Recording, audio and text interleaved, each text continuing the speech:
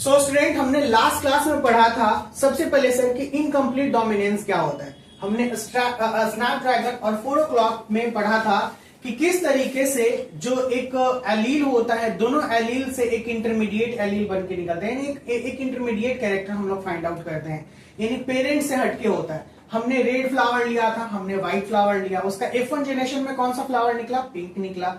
फिर उसके बाद हमने F1 जनरेशन को सेल्फिंग कराया। जब सेल्फिंग कराया तो वो जो पिंक और पिंक था, इट्स मीन वो आगे जाके हम लोग को जो कैरेक्टर दिया, एक कंप्लीट रेड दिया और एक कंप्लीट व्हाइट दिया और 2 पिंक दिया। इसीलिए इसका जो F1 जनरेशन से F2 जनरेशन जो होता है वो थोड़ा हटके होता है और वो इनकम्प्लीट डोमिनेंस को दिखाया, क्योंकि उसमें जो रेशियो निकल के आया फिनोटिपिक और जीनोटिपिक वो दोनों सेम है। ये सबसे वीवीआई सेक्शन है इस सेक्शन का, यानी इनकम्प्लीट डोमिनेंस में यही चीज समझाया गया है कि जो कैरेक्टर हम लोग का निकल के आएगा वो कैसा निकल के आएगा? इनकम्प्लीट निकल के आएगा, यानी कंप्लीट अपने पेरेंट के जैसा नहीं होगा, क्योंकि पेरेंट था रेड और एक पेरेंट था व्हाइट, लेकिन निकल के क्या आया? पिंक, है ना, दोनों से एकदम अलग कैरेक्टर। तो ये इनकम्प्लीट डोमिनेंस इसको बोला गया।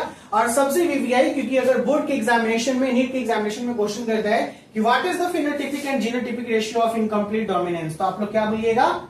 1:2, 2:1, यही था। लेकिन ये पूछेगा मोनोहाइब्रिड क्रॉस का क्या है, तो फिनोटिपिक अलग हो जाएगा, जीनोटिपिक अलग हो जाएगा। फिनोटिपिक हो जाएगा 3:1 और जीनोटिपिक हो जाएगा 1:2:1। ये अदर कैरेक्टर हो गया ना। अगर ये डाइहाइब्रिड क्रॉस का फिनोटिपिक पूछेगा तो क्या हो जाएगा? 9:3:3:1 और जीनोटिपिक क्या हो जाएगा? 1:2:1, 2:4:2, 1:2:1। ये इस सेक्शन का, यानी जो मैं अभी प्रिंसिपल पढ़ा रहा हूं जेनेटिक्स में, ये बहुत ही वीवीआई सेक्शन है। इस एग्जामिनेशन करते हैं। अब हम लोग पढ़ेंगे सर कोडोमिनेंस और मल्टीपल एलेलिज्म हम लोग को पढ़ना है। तो मल्टीपल एलेलिज्म का मतलब क्या होता है? मल्टीपल का मतलब होता है मैनी, इट्स मीन बहुत सारे। और कोडोमिनेंस का मतलब होता है कि जब दोनों साथ में आया तो दोनों का कैरेक्टर लेके आएगा। अभी जस्ट मैंने प्रीवियस क्लास में बताया कि दोनों का कैरेक्टर नहीं लेके आएगा, अधूरा लेके आएगा, यानी इनकम्प्लीट हो गया। अब ये दोनों का कैरेक्टर लेके आएगा तो ये क्या कहलाएगा? कोडोमिनेंस कहलाएगा। को का मतलब होता है दोनों साथ में, सहयोगी बन के आ गया। तो ये हम लोग पढ़ेंगे ब्लड ग्रुप में। किसमें पढ़ेंगे? ब्लड ग्रुप में। ह्यूमन का ब्लड ग्रुप इसका सबसे बेस्ट एग्जांपल है। डाइहाइब्रिड क्रॉस की जैसे मैंने पूछा आपसे तो आपने कहा कि सर डाइहाइब्रिड, डाइहाइब्रिड एक अलग हो गया, इंडिपेंडेंट असॉर्टमेंट का हो गया, जो मेंडल ने लॉ प्रपोज किया था उसको लेके। लेकिन अभी जो हम लोग ब्लड ग्रुप में पढ़ेंगे ये दिखाएगा मल्टीपल एलेलिज्म। कैसे दिखाता है, क्या कहना चाहता है ये टॉपिक, क्या बताता है, ये हम लोग पढ़ते हैं। लेकिन थोड़ा सा मैं और आपको एक्सप्लेनेशन दे दूं तो इसमें आपको ये बात होगा कि we know that very well about कि हम लोगों का ब्लड ग्रुप हमारे पेरेंट के जैसा ही होता है, और नहीं तो थोड़ा पेरेंट से डिफरेंट भी निकल जाता है। अगर कहने का मतलब कि हमारे पेरेंट का ब्लड ग्रुप ओ है, ठीक है ना, और हमारे जैसे पेरेंट में हमारी मदर का ब्लड ग्रुप ओ है और हमारे फादर का बी है, तो चाइल्ड का ज्यादातर पॉसिबिलिटी होगा कि बी होगा, क्योंकि बी डोमिनेंट होता है। अगर हम बात करें हमारे फादर का ए है, मदर का बी है, तो बच्चे का ब्लड ग्रुप ए भी हो सकता है, बी भी हो सकता है और ए भी हो सकता है। उसको बोलते हैं कोडोमिनेंसी। ठीक है, इसमें से बहुत सारे आप लोग को ब्लड ग्रुप पता होगा कि मेरा बी पॉजिटिव है, मेरा ओ पॉजिटिव है, मेरा ओ नेगेटिव है, ए बी है, इस तरीके से। तो different blood group shows that multiple allelism. Is it clear? Now here we conclude और here we understand what the topic says. The topic says कहता है कि व्हेन अ जीन, जब एक जीन एग्जिस्ट करता है, जब एक जीन एग्जिस्ट करता है मोर देन 2 एलिलिक फॉर्म में, कितने फॉर्म में? मोर देन 2 एलिलिक फॉर्म के अस्तित्व में रहता है। एग्जिस्ट का मतलब अगर मिलता है तो ये शो करेगा इस फेनोमेनन को, जो फेनोमेनन हम अभी पढ़ रहे हैं वो है मल्टीपल एलेलिज्म। क्या है? Multiple allelism. अगर कोई जीन 2 और 2 से अधिक के फॉर्म में रहता है तो उसको हम लोग मल्टीपल एलेलिज्म बोलते हैं। A well-known example is the inheritance of ABA blood group in human being. Human being में ये 3 टाइप के ब्लड ग्रुप पाए जाते हैं, A, B और O, ठीक है ना। और इसी के आधार पे different type of blood groups निकल के आते हैं। These are the 3 forms, A, B and O blood groups in human being. This is the well-known example of this inheritance. यानी ये इनहेरिटेंस का मतलब जो पेरेंट्स ऑफ ऑफस्प्रिंग में कैरेक्टर जा रहा है, ये कैरेक्टर हम लोग इस एग्जाम्पल से बेहतरीन ढंग से समझ सकते हैं और पढ़ सकते हैं। बोल रहा है कि the gene for blood group occurs in the 3 allylic form. ये जो जीन होता है इस ब्लड ग्रुप का, ये 3 एलिलिक फॉर्म में पाया जाएगा। 3 एलिलिक फॉर्म, सबसे पहला IA, IB और I। यहां पे अगर बात करें, a person carries any 2 of this allele, और इसके अगले पॉइंट में बोला कि कोई भी पर्सन जो होता है, कोई भी व्यक्ति इसमें से 2 एलील को रखेगा ही रखेगा। कितनों को रखेगा? 2 एलील को रखेगा। बात कर रहे हैं कि अगर जीन आईए है, किसी के पास जीन अगर आईए है, तो ये ग्लाइकोप्रोटीन कौन सा प्रोड्यूस करेगा? ए प्रोड्यूस करेगा। ये याद रखेगा, this is the VVI. Okay, अगर कोई जीन आईए है तो वो ग्लाइकोप्रोटीन, और ग्लाइकोप्रोटीन होता है शुगर। क्या होता है भैया? शुगर। ठीक है ना, ग्लाइको, क्योंकि glyco word it is represent, क्या हो गया? Glyco, it's mean glycogen word से आया, ग्लूकोज वर्ड से आया है, तो इसीलिए इसका क्या बोल दिया हम लोग? शुगर नाम दिए हैं। And the blood group is a. अगर कोई जीन आईए रखता है तो ग्लाइकोप्रोटीन ए रखता है, और वैसा ब्लड ग्रुप ए बन के आएगा। क्या बन के आएगा? ए। कोई भी पूछेगा कि अगर आईए किसी के पास ब्लड ग्रुप है, इसमें ग्लाइकोप्रोटीन आईए रखे हुए हैं, तो कौन सा ब्लड ग्रुप बन के आएगा? वो ए बन के आएगा।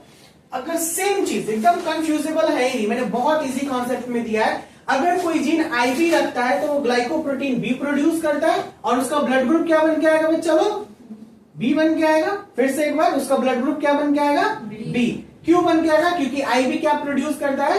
ग्लाइकोप्रोटीन बी प्रोड्यूस करता है। और जबकि जीन आई जो होता है, ठीक है ना, वो अनेबल होता है, यानी ये कोई ग्लाइकोप्रोटीन प्रोड्यूस नहीं करता है। इसीलिए यहां पे पर्सन होमोजाइगस होगा और ब्लड ग्रुप ओ बन के आएगा। क्या बन के आएगा? ओ। जिसके पास अगर आई जीन मौजूद है, ठीक है, वो कोई ग्लाइकोप्रोटीन प्रोड्यूस नहीं करेगा और वो होमोजाइगस नेचर में हो जाएगा, यानी सेम, क्योंकि ये सब कंडीशन हेट्रोजाइगस का होगा। मैं अभी समझा देता हूं। ये बन गया होमोजाइगस का, और ये ब्लड ग्रुप क्या बन के आएगा? ओ। अगर किसी के पास ओ ब्लड ग्रुप है तो हम लोग क्या कहेंगे कि वो होमोजाइगस कंडीशन में, और उसके पास कोई ग्लाइकोप्रोटीन नहीं है। आपने सुना है कभी कि ओ ब्लड ग्रुप जो होता है सभी कोई को देता है? सुना है ना? क्यों देता है? इसी वजह से देता है क्योंकि इसके पास कोई ग्लाइकोप्रोटीन नहीं है, और किसी भी ब्लड ग्रुप को देगा तो उससे इसको कोई फर्क नहीं पड़ता है, लेकिन ये किसी से ले नहीं सकता है। ठीक है ना, इसीलिए that's why blood group O is resemble as a universal donor. ये कई बार एग्जामिनेशन में आया है ये क्वेश्चन। यूनिवर्सल डोनर किसे बोलते हैं? ब्लड ग्रुप ओ को। जबकि इसके बाद है ब्लड ग्रुप ए, भी मैं बात कर रहा हूं, ये यूनिवर्सल रिसिपिएंट होता है। क्यों? क्योंकि इसके पास होता है ना भैया आई ए और आई बी दोनों ग्लाइकोप्रोटीन होता है। अगर ये किसी को देता है तो वो मिसमैच करेगा ब्लड, वो ब्लड करप्ट कर जाएगा। क्या कर जाएगा? करप्ट यानी खराब, वो आदमी मर सकता है। तो आईबी जो ए बी ब्लड ग्रुप वाले जो होते हैं यूनिवर्सल रेसिपिएंट होते हैं, वो केवल ले सकते हैं, दे किसी को नहीं सकते हैं। समझ में आया? दैट्स व्हाई यूनिवर्सल रेसिपिएंट होते हैं। ये बात मैं जिक्र करूंगा जब मैं खत्म करूंगा, चाहे एक सेक्शन और है उसमें। तो now in the next point, the gene IA and IB are dominant over I. अगर जीन आईए है, आईबी है, अगर आई के साथ में आ रहा है तो ये डोमिनेंसी हमेशा क्या दिखाएगा? ए और बी वाला दिखाएगा। इट्स मीन अगर मैं बात कर रहा हूं कि एक ब्लड ग्रुप आईए वाला है, दूसरा ब्लड ग्रुप आई वाला है केवल, तो रिजल्ट क्या निकल के आएगा?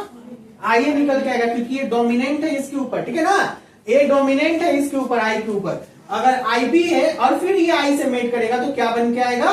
ब्लड ग्रुप बी निकल के बन के आएगा। ठीक है, क्योंकि ये चीज नहीं होगा। कब ये ब्लड ग्रुप आई ओ बन के आएगा?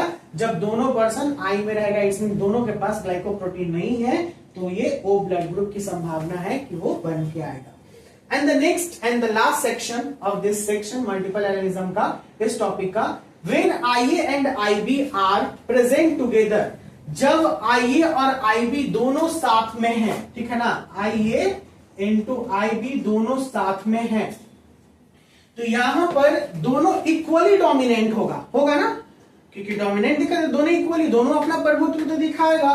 तो दोनों जब इक्वली डोमिनेंट होगा और दोनों ग्लाइकोप्रोटीन, ये ए प्रोड्यूस करेगा और ये बी प्रोड्यूस करेगा, और दोनों मिलके क्या बनाएगा? ए बी बनाएगा। दैट्स व्हाई देखिए यहां पे मैंने लिख दिया है कि A B together both equally dominant and produce glycoprotein A and B and the blood group is AB। blood group क्या बन के आएगा? AB, क्योंकि ये दोनों डोमिनेंस अपने दिखा रहा है, और that's why it is the best example of co-dominance। समझ में आया? को का मतलब साथ में आ गया। क्या आ गया? साथ में बन के आ गया। बोलिए कोई परेशानी, कोई डाउट इसमें? हमने समझा ना कितने ब्लड ग्रुप वुमेन के पास होते हैं? 3, A B O। आइए कौन सा ग्लाइकोप्रोटीन प्रोड्यूस करता है? ए। आई बी कौन सा ग्लाइकोप्रोटीन? बी। और आई कौन सा? कोई नहीं, it is unable to produce any glycoprotein, that's why it is homozygous. Okay, अगर बात करें कि ए बी ब्लड ग्रुप बनता है तो वो कैसे बनता है, क्योंकि दोनों डोमिनेंसी दिखाता है, ए और बी दोनों ग्लाइकोप्रोटीन रिलीज होगा तो दोनों आपस में मिलेंगे तो बनेगा ए बी। और ये बेस्ट एग्जांपल है किसका, कोडोमिनेंसी का। किसका है, कोडोमिनेंसी का। अगर आई ए है, आई बी है, अगर ये क्रॉस करता है या फिर इसके साथ बनाता है, क्या बोलते हैं, आई के साथ, तो कौन सा डोमिनेंट होगा, या तो ए होगा नहीं तो बी होगा, आई डोमिनेंट नहीं होगा, आई रिसेसिव बन के आ जाएगा। कोई परेशानी नहीं। चलिए इसका नेक्स्ट सेक्शन और एक छोटा सा ब्लड ग्रुप वाला वो मैं बता देता हूं।